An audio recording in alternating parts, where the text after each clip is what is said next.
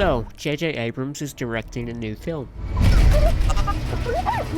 A new Star Wars film. That's a huge weight to carry. So why J.J. Abrams? And what is that going to look like?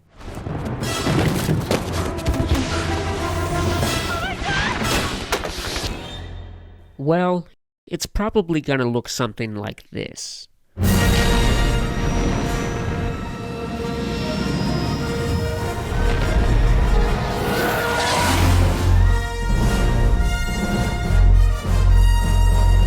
And that's what we'll be breaking down today.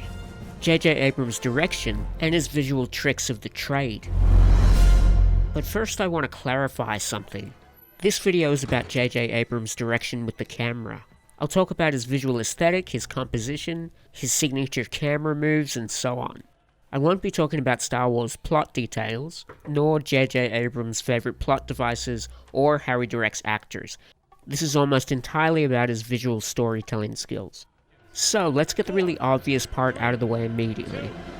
Anybody who clicked this video knows what it is. I'll let JJ explain it.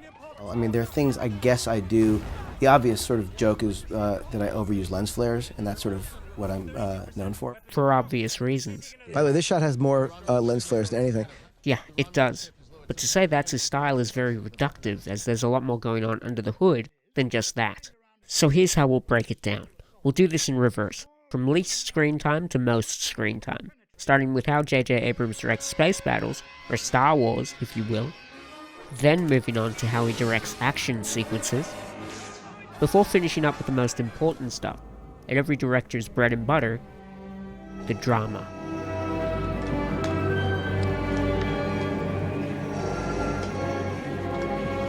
I love you. I know. Get out of the way.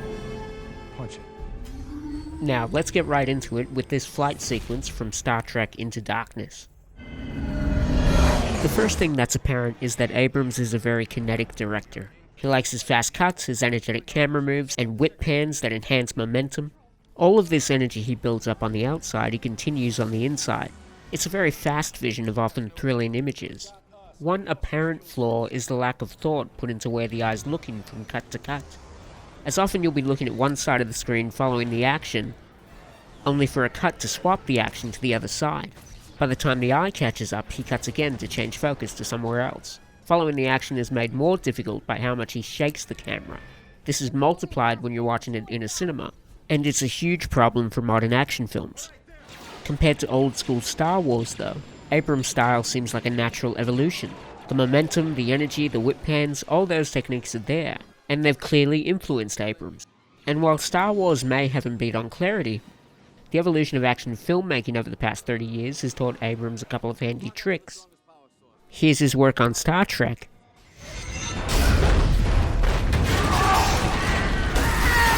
And here's Star Wars. As you can see, it's not hard to assume from this that he'd be a natural fit for a modern Star Wars film on this front, since, warts and all, he's capable of some pretty stellar sequences.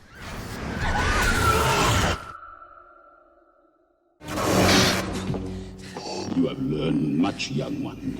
You'll find I'm full of surprises. So if he's a natural fit for all the space scenes, what about the more common action scenes? How does his style apply to those? What is his style anyway? Well, for a start, he's a very colourful director, one who appears to have a natural instinct for creating contrast through colour. These days, a lot of directors leave this kind of thing until post, when they can colour correct it. But Abrams seems to single this out in the art department, making it one of his strengths. He loves to flicker lights, all to add to the visual intensity when action is about to happen, even going as far as to add foreground elements like sparks, glass, smoke, or ash floating around. Really? Then, when it all hits the fan, he has somebody else besides the camera operator physically shake the camera, oftentimes himself. And he loves using every inch of the frame in his action sequences, usually while combining all of these techniques together. And you can see all of this in the Star Wars trailers. The flickering lights, color contrast, and the smoke and ash. I have it. The energetic camera that uses the whole frame. And it can all work quite well. But when JJ overdoes it, he tends to really overdo it. Sometimes it ruins a shot, and then sometimes it's just plain silly. I'm fairly certain this is some kind of sparks factory. In this sequence from Mission Impossible 3, Abrams all but ruins a fantastic stunt by Tom Cruise with an obnoxious amount of camera shake and a distracting multicolored strobe light that's only lighting Tom Cruise. It's like he's mad that the truck behind him is having a rave that he wasn't invited to. And those mistakes in overdoing his aesthetic can build up, like this scene in Star Trek Into Darkness, which takes a visually gorgeous color palette and ruins the entire scene by overdoing the visual debris.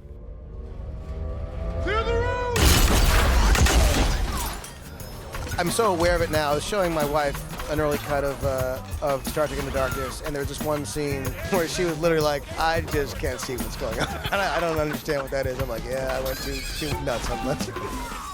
Which is a shame, because otherwise the shot coverage is quite good. There's just so many layers of visual bullshit in the way of allowing the audience to actually see it. In this fight scene from the same film, watch how he frames the actors' faces.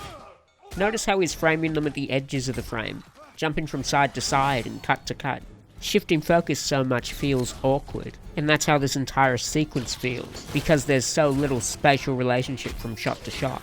It's all left to the edit to tell us who's shooting at who, and that's likely because JJ didn't plan how to shoot this. Again, here's Abrams. What I tried to do is prep as little specifics as possible in terms of shots. So I wanted to be able to go to the set and make things up as I went along and sort of, wing it. I tried to storyboard nothing so that the thing would have an energy and it would feel vital, and, we get to make it up as we went along. Which is an unusual method to say the least. And in contrast to that, here's George Miller's Mad Max Fury Road, one of the most critically acclaimed action films of the last decade. And here's George Miller talking about the planning that went into shooting it. First iteration of the movie was 3,500 storyboards all around a room.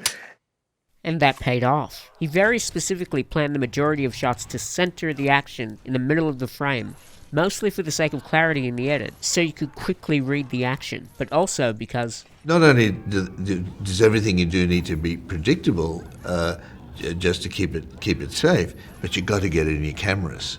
No point in doing a spectacular stunt and it goes by the camera, which happens, I'm sure. Yeah.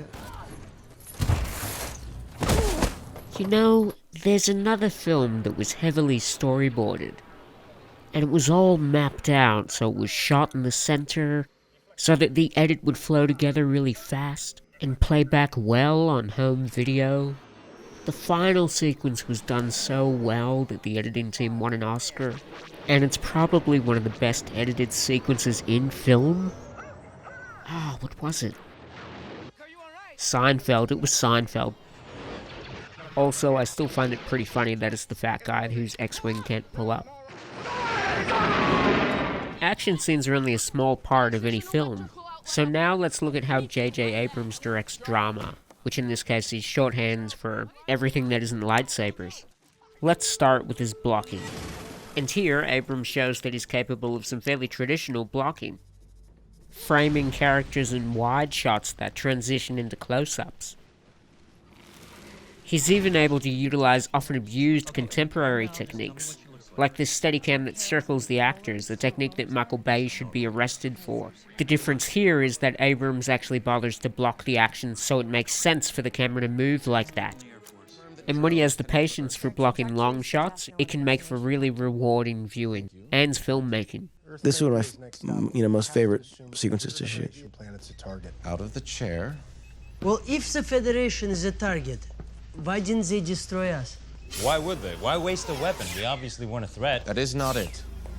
He said he wanted me to see something, the destruction of my home planet. How the hell did they do that? And unfortunately, this is rare. It's more common for his blocking to be half-baked, like this shot here from Super 8, which blocks one character crawling around on the floor and kneeling, while the protagonist simply walks into the frame. There was a real missed opportunity here, one that could have had the protagonist follow his friend's actions, looking under the bed for whatever his friend is looking for, and then kneeling when his friend kneels. This would hold him in the frame and improve the shot. It would also eliminate the reaction shot of him responding to his friend's dialogue. Instead, his friend is seen holding conversation with his feet and crotch. And while it may have been shot with a stand-in, it's still weird. Mom, I'm coming! Abrams also loves his close-ups. 3, 2, 1. Execute. He uses them for every emotional beat and plot point in his film, which is a fairly standard tool of the trade, one that he uses well. He does have a habit, though, of pushing in a little bit too much at times, though. Like this shot from the Lost pilot. Do you want to know a secret? I feel like I'm his dentist. Charlie? This handheld close-up method of filmmaking has often been Abrams' default method of shooting. And while this can work well on television, when this method is continued on the big screen, it does have a tendency of making people feel physically ill. His fetish for close-ups can be so extreme that the first 12 minutes of Mission Impossible 3 feature only 1 minute and 50 seconds of shots that are not some form of close-up, when close-ups are usually reserved for the most important parts of the film, which the first 4 minutes are, but not a minor plot point where Tom Cruise talks about traffic. 200-mile stretch of road, because traffic has a memory. It's amazing. It's like a living organism.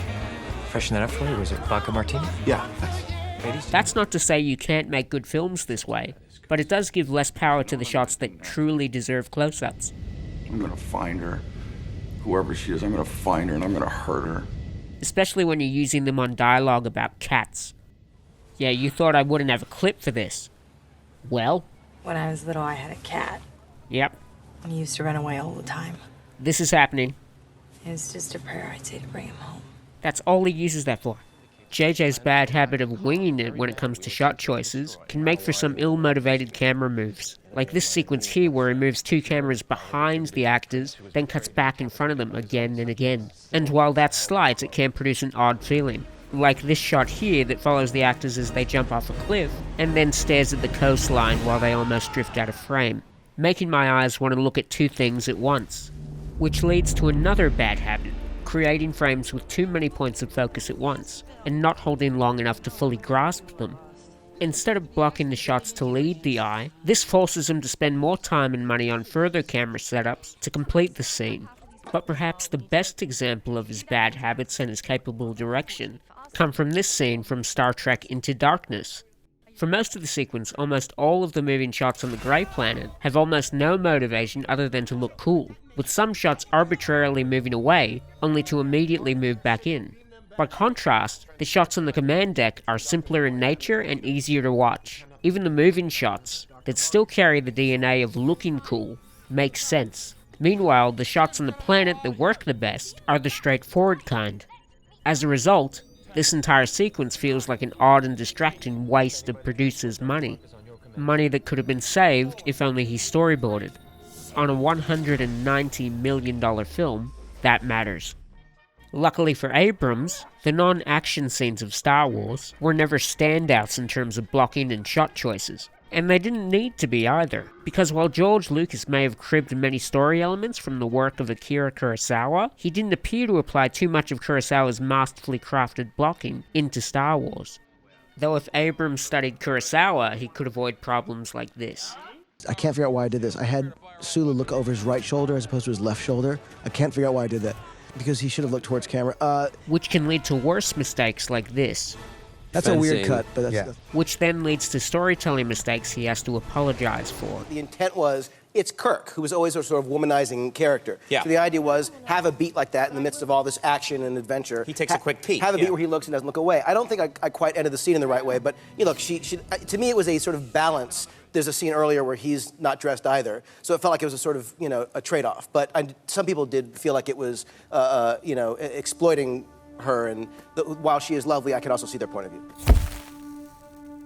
In the end, if I could pick one shot from J.J. Abrams' current filmography that summarizes all of his strengths and weaknesses, it would be this opening shot from Star Trek Into Darkness. See? The sparks, smoke. Remember I said that? Huh? Sparks, smoke. A strong and colorfully contrasted shot that has good principles behind it, with questionable zooms and pans that are marred by overzealous camera shakes. And here's rumored first pick for the new Star Wars, Brad Bird, tackling a similar shot.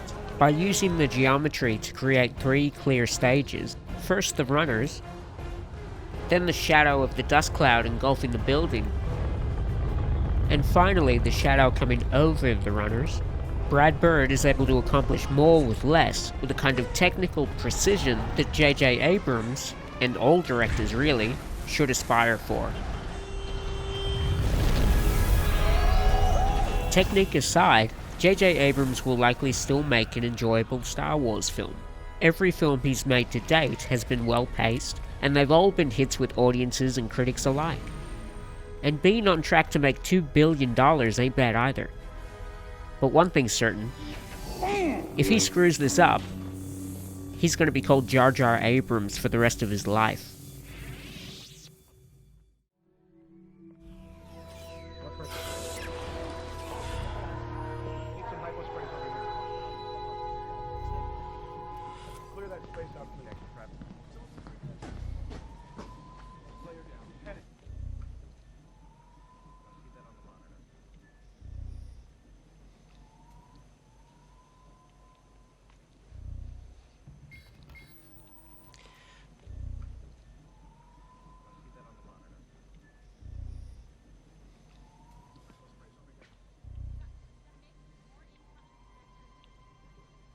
You coming with me or not?